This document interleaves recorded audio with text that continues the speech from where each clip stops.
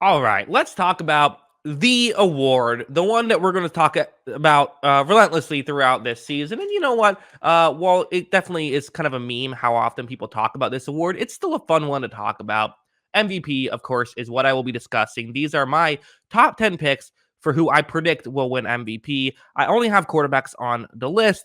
We need another award to just, I guess most outstanding player would be the way that you would phrase it, but then that would be mop, and that's definitely not as fun to say as MVP. So I guess we're stuck with MVP. These are the top 10 quarterbacks I think will win MVP. Starting off with Geno. Give me Geno Smith. Why not Geno Smith on the list? Can't put him that high on the list, partially because I just don't know if I don't really see a scenario where he'll be the best quarterback in football next year. But is it crazy that while I'm thinking of kind of the off the ball final picks I can put to finish this list, I don't think it's insane to think that he could put up some great numbers. The Seattle Seahawks offense could be great next year. If Jackson Smith and Jigba is a really good number 3 option, which I think we think he will be, it's definitely not crazy to think that he could put up some, at least like top 5 statistical numbers. And maybe this is a year where typical top 5 statistical numbers end up being the best in football, and that's how he's able to win it. Again, unlikely, but you're not going to find 10 options that are all likely. So he's kind of my 10th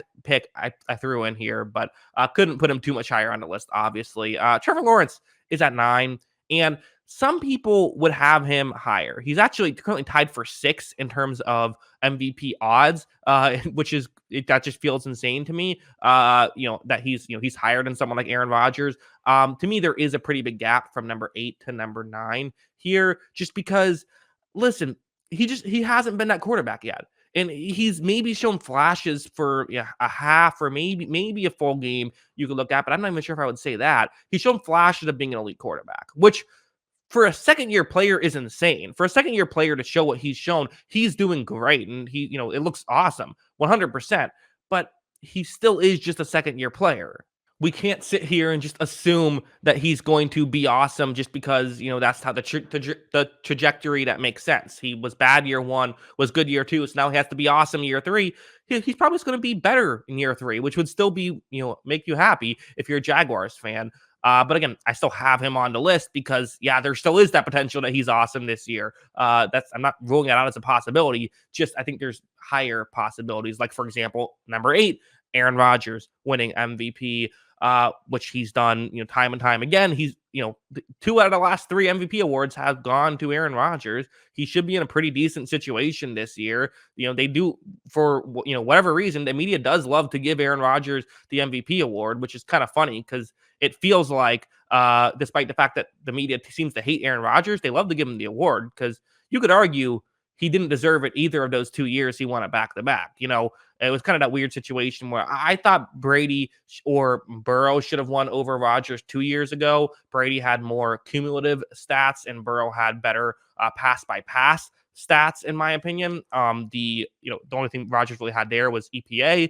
And then it was the weird thing, Rodgers versus Mahomes 3 years ago, which I said give it to Rodgers, but kind of the reason Rodgers won it was because Mahomes sat out the final game of the season because they already had the 1 seed locked up, which was just an interesting thing there. I don't know why I'm hating on all the quarterbacks that I'm putting on the list right now, because obviously Rodgers is amazing, definitely could be the best quarterback in football, has shown that he can do it.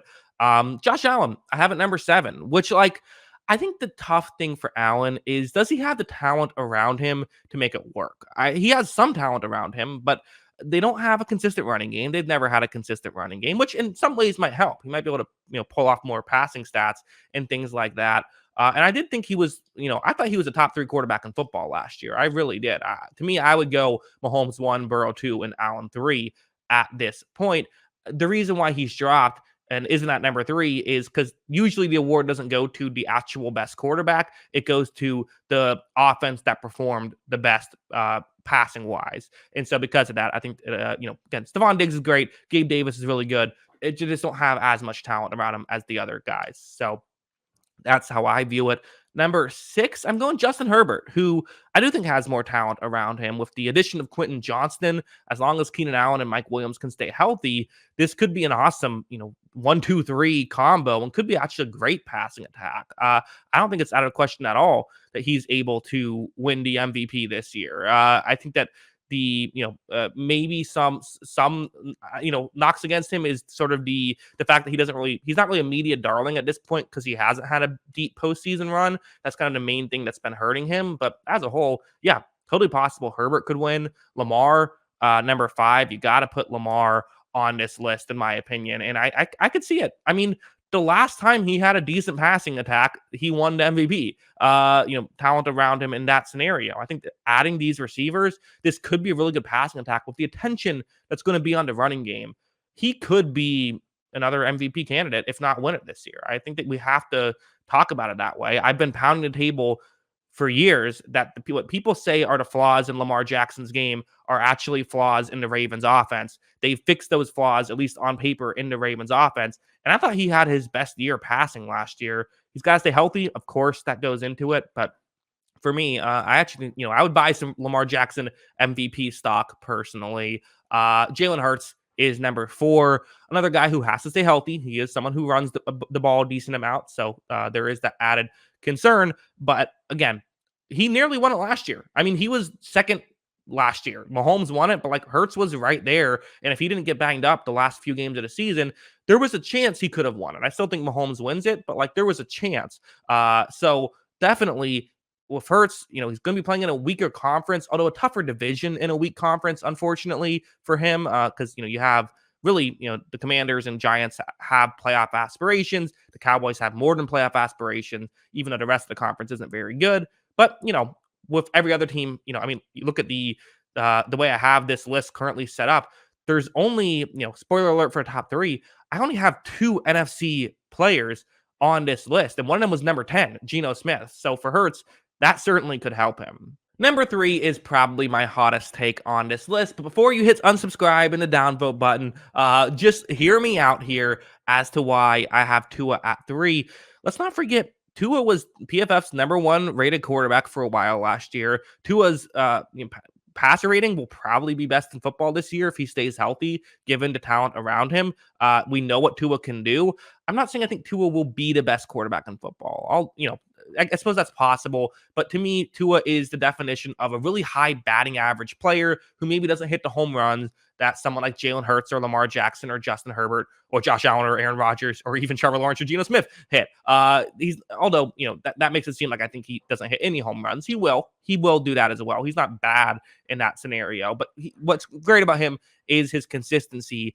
And I could see a scenario where he leads the league in passer rating, leads the league in PFF grades, and leads the league in EPA per play, which that stat tends to be the best predictor into who's going to actually win the award. And so that's why I think he could win it. So I know that it seems a little bit weird to suggest Tua could win MVP, but I think I could see it happening given the situation. And I think he's still a good quarterback. Like, I'm not a Tua hater either. I used to be, but not anymore. So number 2 on the list. I mean, we know who number 2 and number 1 are going to be. Joe Burrow, definitely the offense could be great this year. It should be great. I see no reason why it should struggle, so I got to put him at 2. Only really a couple things holding him back. One, he was kind of banged up. Seems like he's going to play and it's going to be fine, but who knows? Maybe he's not 100% right away and playing through something to start the year. The other aspect is he has to play the Steelers twice. Usually isn't great at playing that team. So other than that, Burrow definitely belongs here at number 2. And then number 1, I mean, yeah, Patrick Mahomes. Guy won it last year. Basically my mindset is pretty simple that every year that Mahomes is in the league now at this point, he should be the favorite to win MVP. That's just how I view it. So those are my top 10 players I think could win MVP. What do you think? Do you agree? Do you disagree? Let me know in the comments below. Always love hearing from you. And of course, as always, thanks for watching.